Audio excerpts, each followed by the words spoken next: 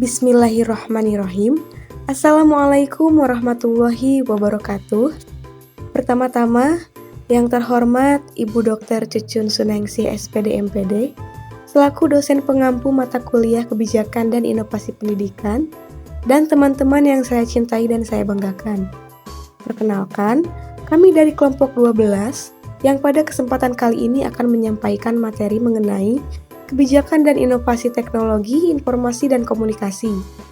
Sebelum kepada pokok pembahasan, perkenalkan anggota dari kelompok 12. Yang pertama ada saya sendiri, Meli Siti Rahmawati dengan NIM 2209710 sebagai moderator. Kemudian yang kedua, ada Putri Anastasia Maharani dengan NIM 2200524 sebagai presenter. Dan yang ketiga ada Zevanya Rizky Tasyaten dengan NIM 2204413 sebagai presenter. Adapun pokok pembahasan yang akan kami sampaikan, yang pertama, pengertian kebijakan dan inovasi. Kemudian yang kedua, pengertian e-learning. Yang ketiga, karakteristik e-learning. Yang keempat, fungsi e-learning. Yang kelima, kelebihan dan kekurangan e-learning. Yang keenam, pengertian model pembelajaran berbasis internet. Yang ketujuh, aspek pengembangan model pembelajaran berbasis internet. Dan yang terakhir, contoh kebijakan dan inovasi pendidikan di SD. Baik, untuk pematerian pertama akan disampaikan oleh saya sendiri. Yang pertama, pengertian kebijakan dan inovasi TIK. Kebijakan TIK adalah aturan dan pedoman yang dibuat untuk mengatur penggunaan teknologi informasi dan komunikasi. Kemudian, inovasi TIK adalah pengembangan atau penerapan ide, produk, atau proses baru yang memanfaatkan teknologi informasi dan komunikasi. Kemudian ada pengertian e-learning. E-learning secara harfiah yakni sistem pembelajaran menggunakan elektronik atau proses mengajar dan belajar yang dilakukan dalam jangkauan atau online.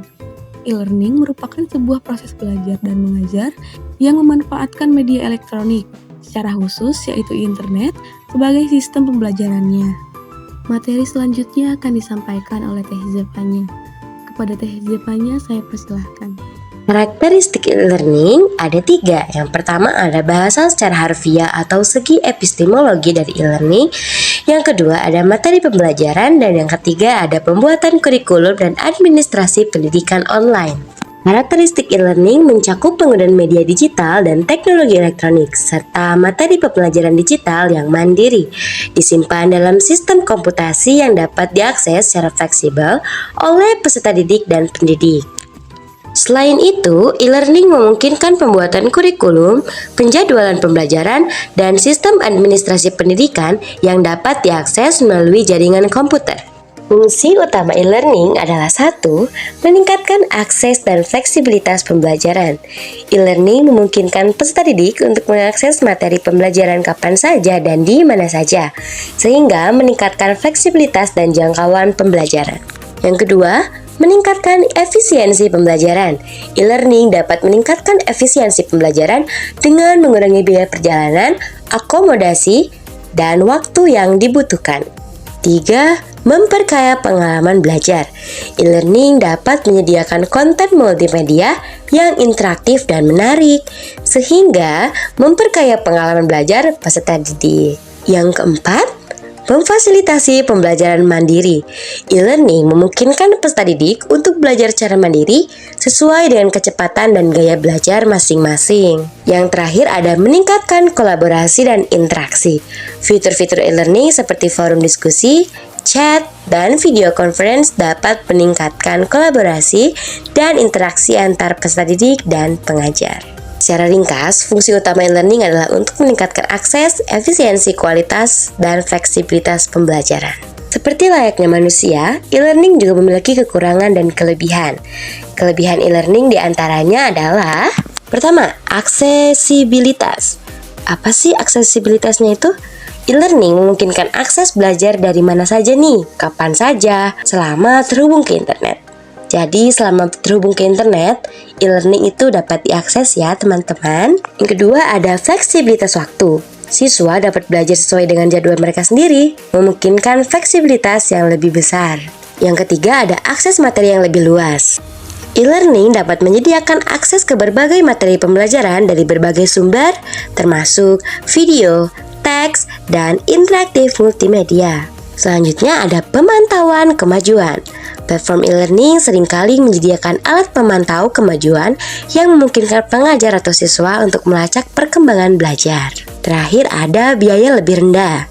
E-learning dapat mengurangi biaya transportasi, akomodasi, dan buku teks karena semua materi dapat diakses secara online. Kekurangan e-learning. Yang pertama ada koneksi internet yang tidak stabil. E-learning memerlukan koneksi internet yang stabil. Ketidakstabilan koneksi dapat mengganggu pengalaman belajar. Yang kedua ada kurangnya interaksi sosial. E-learning cenderung kurang dalam interaksi sosial antara siswa dan pengajar atau antar siswa yang dapat mengurangi motivasi dan kolaborasi. Yang ketiga ada kesulitan fokus. Tanpa pengawasan langsung dari pengajar, beberapa siswa mungkin mengalami kesulitan dalam mempertahankan fokus dan disiplin saat belajar online.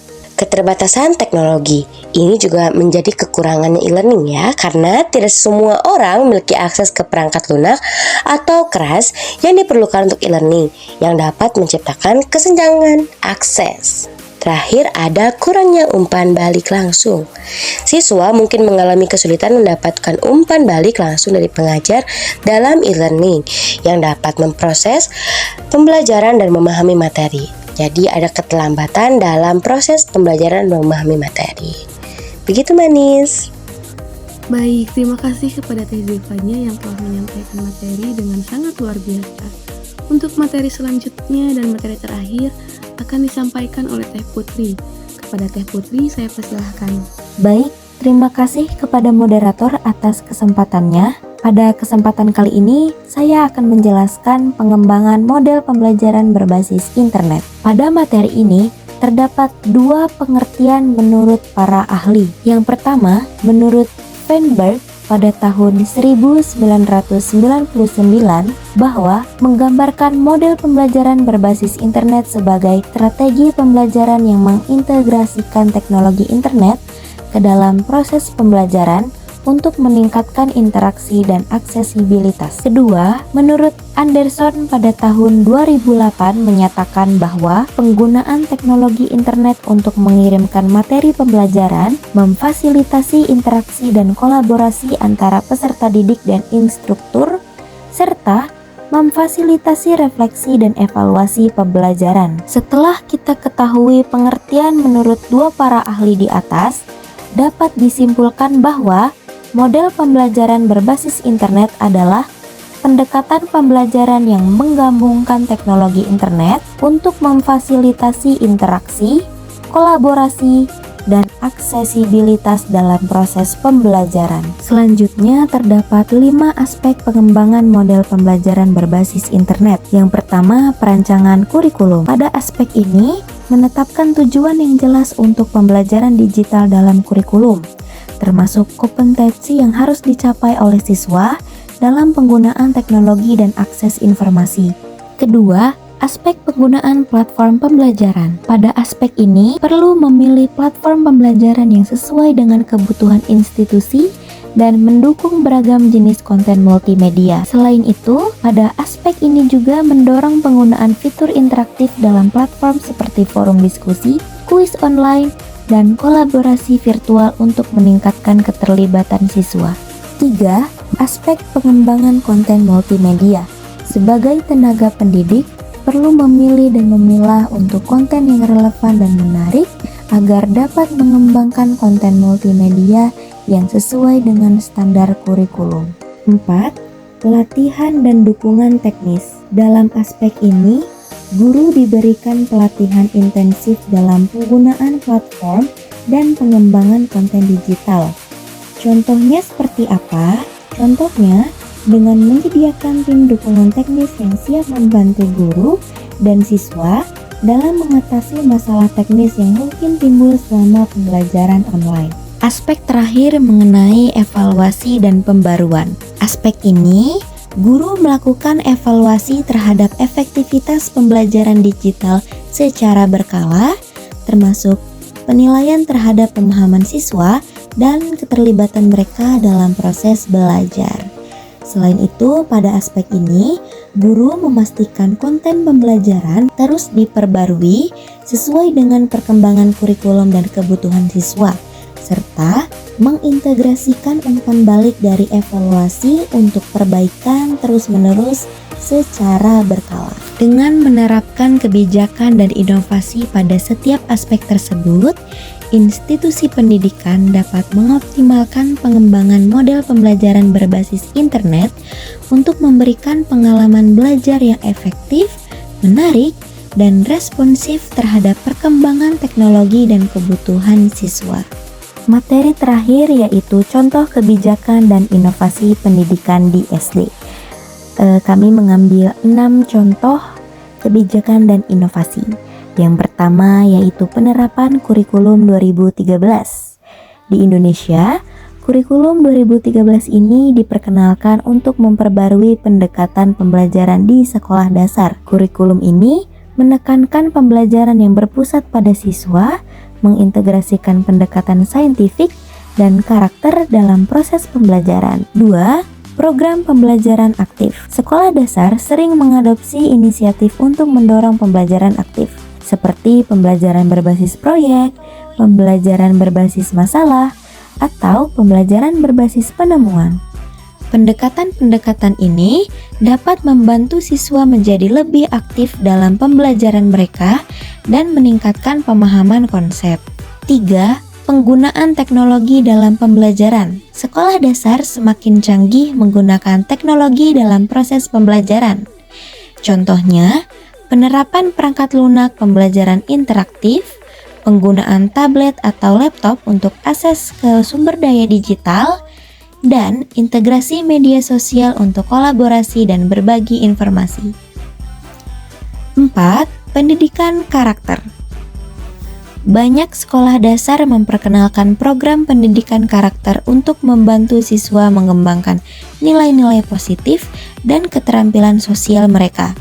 Program ini seringkali melibatkan kegiatan seperti kegiatan ceramah, diskusi kelompok, atau proyek berbasis nilai-nilai tertentu. 5.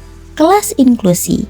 Sekolah dasar juga semakin menerapkan kelas inklusi, di mana siswa dengan kebutuhan khusus belajar bersama dengan siswa lain dalam lingkungan yang inklusif. Hal ini dapat membantu mempromosikan kesetaraan dan penerimaan di antara siswa. Terakhir, pengembangan keterampilan abad ke-21. Sekolah dasar mulai menekankan pengembangan keterampilan abad ke-21 seperti keterampilan berpikir kritis, kreatif, kolaborasi, dan komunikasi. Inisiatif ini mencakup pembelajaran berbasis proyek, program ekstrakurikuler, dan pelatihan khusus untuk guru. Itu saja yang dapat saya sampaikan. Terima kasih. Saya kembalikan kepada moderator. Baik, terima kasih kepada Teh Putri yang telah menyampaikan materi dengan sangat luar biasa.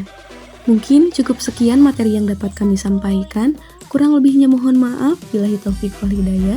Wassalamualaikum warahmatullahi wabarakatuh.